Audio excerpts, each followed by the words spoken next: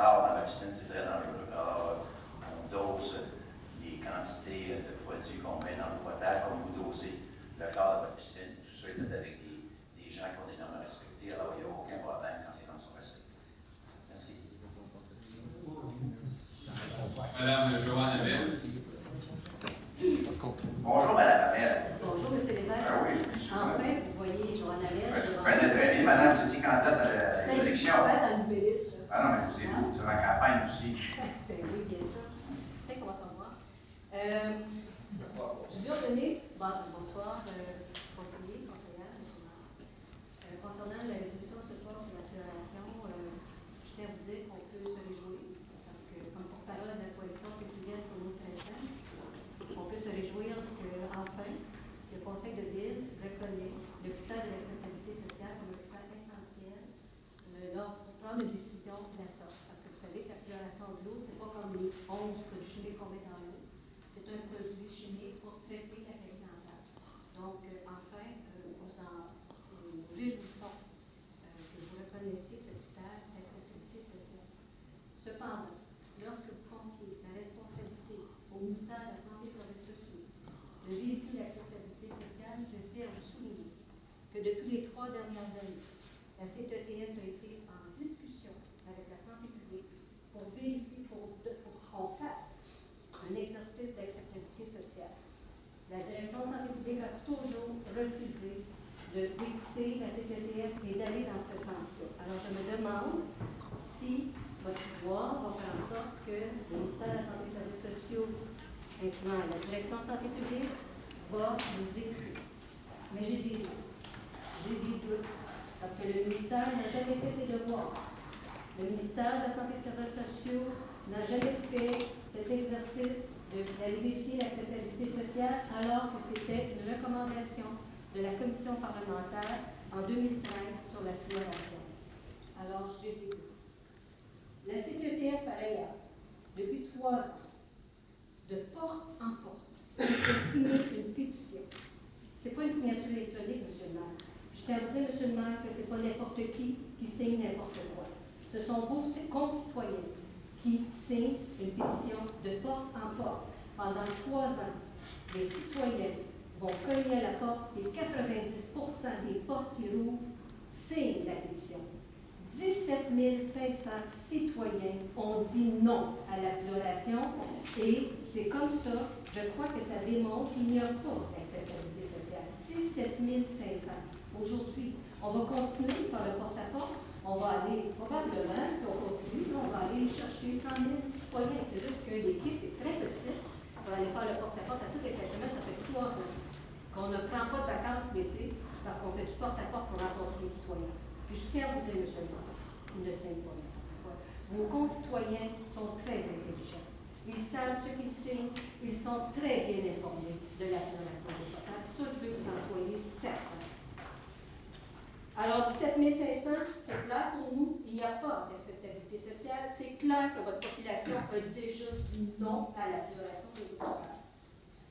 D'autant plus, pourquoi encore vous allez demander au ministère de vérifier l'acceptabilité sociale?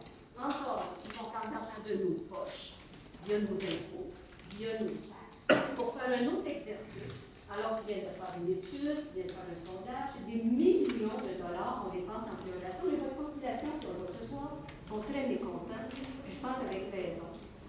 Alors, pourquoi dépenser encore les deniers publics pour faire une autre consultation publique? Alors moi, je me pose la question, pourquoi la résolution qui avait été présentée au départ, on demandait le moratoire? Pourquoi il n'y a pas de moratoire? Pourquoi vous demandez à la DSP l'acceptabilité sociale alors qu'ils ont déjà refusé de le faire? Puis s'ils refusent de le faire, qu'est-ce que vous allez faire? Madame.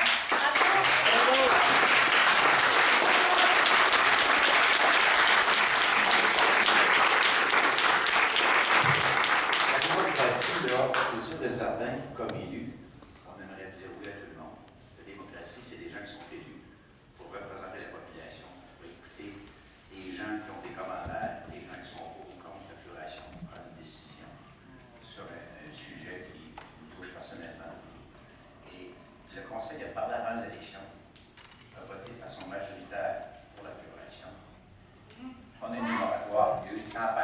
c'est ça la vie.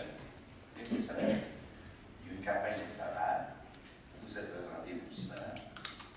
Vous étiez de porte-parole de la Fédération. Vous êtes assis aujourd'hui. Et il y a une campagne électorale. La campagne électorale, c'est combien les gens jouent. Les gens votent en fonction des enjeux. Oui, c'est ça. Il y a une campagne électorale, il y a un moratoire, un autre vote a été pris. Les gens ont discuté en arrière, ont discuté en avant, ont donné leur opinion, ont dit publiquement pourquoi ils étaient contre, les gens qui étaient pour, pourquoi. On a eu plusieurs rencontres ici, les gens m'ont interpellé à plusieurs occasions. J'ai maintenu mes propos, pourquoi j'agis de cette façon-là. Moi, je suis un père de famille, j'ai des enfants, j'ai 3 médecins dans ma famille en post-consul. 3 médecins. Okay? Alors, on peut avoir différentes opinions. Suite à vos interventions, une commission parlementaire donne la parole à tout le monde. Les gens qui sont pour, les gens qui sont contre. Et à la commission parlementaire, ils n'ont pas juste passé des gens qui étaient pour. Ils ont écouté tout le monde. Et la commission parlementaire, à la fin, le ministère a maintenu le bienfait de la fluoration de l'eau. Dans la commission parlementaire, il y avait une mention que c'était important, l'acceptabilité sociale. Exactement ça. Okay? C'était un enjeu majeur. Alors aujourd'hui, nous, ce qu'on dit, on maintient la décision qui est prise de façon démocratique. Hein? Parce que les gens, il y a celui qui a voté contre dans le temps. Alors cette décision a été faite de façon démocratique. C'est ça la démocratie. On peut être d'accord ou pas d'accord. On peut pas être d'accord avec toutes les décisions qu'on prend. Alors les gens ont différents principes, différentes choses. Et les gens ont agi en fonction de leurs priorités, en fonction de leurs valeurs. Et ça a passé une autre fois de façon majoritaire. Alors aujourd'hui, ce qu'on dit, on invite le ministère, effectivement, c'est sur l'honneur, mais le ministère, c'est le ministère de la Santé, l'Agence de santé. C'est pas n'importe qui, là. On peut dire qu'ils ne sont pas bons, ils sont tout cloches, mais moi j'ai confiance à ces gens-là. Alors, on dit au ministère, ce qui a été dit à la commission parlementaire, on vous demande d'informer la population pour faire en sorte d'augmenter cette acceptabilité sociale-là qui est présente. Et dans le sondage, j'ai eu un sondage dernièrement, je vous dis, si vous seriez assis ici, là, le sondage aurait été à l'inverse, ça aurait été 44% pour, puis les restes, on serait fait lancer des tomates par à peu près. Le sondage, qui est un sondage objectif, il n'y a rien de pipé, moi je l'ai vu le sondage, 56% des gens disaient qu'ils étaient pour. Dans le même sondage, 82% des gens avaient confiance à l'Agence de santé. Une structure gouvernementale, on gère des structures, comme le système de justice, on peut. Il y a eu des causes qui ont été sur la place, il y a eu des jeux, les gens s'étaient tollés parce qu'on n'était pas d'accord avec les jugements. Si on n'est pas d'accord, on scrape tous les organismes. Non, je ne reviendrai pas, Mme Hamel, je vous ai donné la parole. Non, regardez, Mme Hamel, vous avez terminé. Okay? Sinon, on va faire un dialogue toute la soirée. Vous avez votre position, j'ai la mienne. Okay? Non, regardez, madame. C'est ça. Alors, je vous laisse parler, je vous termine. Alors, on peut être contre une décision tout à fait normale. On ne peut pas tous être d'accord. C'est ça la démocratie, c'est ça la différence d'opinion. À la fin de la journée. Alors, regardez. On va éclore l'enjeu aussi. Alors, regardez, on s'assied là parce qu'on ne sera jamais d'accord. Alors, moi, je vous dis, autant dans les 2 résolutions, ça n'a pas été unanime. Les gens se sont prononcés en arrière, en avant, et sans place publique. Et encore une fois, il y a une commission. Alors, moi, je vous dis, le dossier présentement, parce qu'effectivement, il n'y a jamais garanti, on demande au même ministère qui représente la même population de faire en sorte de bien informer, de mieux informer les gens sur la fluoration de l'eau. Et c'est un mandat qu'ils se sont donné eux-mêmes, mais nous, on l'accentue par une résolution aujourd'hui. Merci. Madame Monique Fontaine. Je ne parle pas de la fluoration de l'eau, bien que je n'ai pas envie de me faire prescrire de médicaments par le conseil municipal. Je veux vous parler des résolutions 33 et 34. Est-ce que c'est possible? Oui, madame. Premièrement, je ne connais pas le montant à partir duquel la ville doit aller en Alléluia. Le montant, c'est 25 000 et plus. Et 100 000 et plus. 25 000, entre 100 000 et 25 000, c'est local. Entre 100 000, c'est sur un marché plus large que local.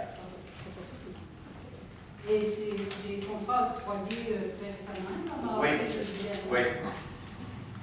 Comme le titre, c'est libellé rapport sur des travaux exécutés d'urgence. Oui. Quelle était l'urgence mardi dernier et jeudi dernier? Est-ce que vous êtes au courant? Non. Non, OK. Alors, c'est l'usine de traitement d'eau va avoir une usine de pompage qui traite, pas qui traite au question, l'usine de quand on flush, les termes anglais, on flush la toilette, mais ça rend des tuyaux, puis ça prend des pompes pour les envoyer à l'usine qui est à peu près dépendante de ce que vous êtes, à Sainte-Marthe, aux étangs de Sainte-Marthe. Alors, il y a eu un feu sur les panneaux électriques qui fait en sorte que tous les moteurs vont arrêter. Alors, quand les moteurs arrêtent, deux choses qui arrivent, soit qu'on envoie ça dans vos résidences, ou que ça se déverse, vu que ça déborde, vu qu'il n'y a plus de pompe pour les pousser à destination, ça tombe dans Saint-Maurice ou dans Saint-Laurent.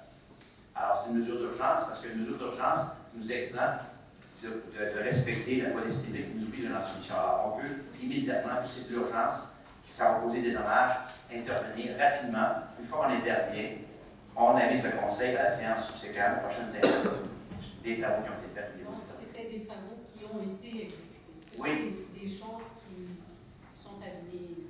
Non, ça c'est fait. Permettre de faire des choses. Alors,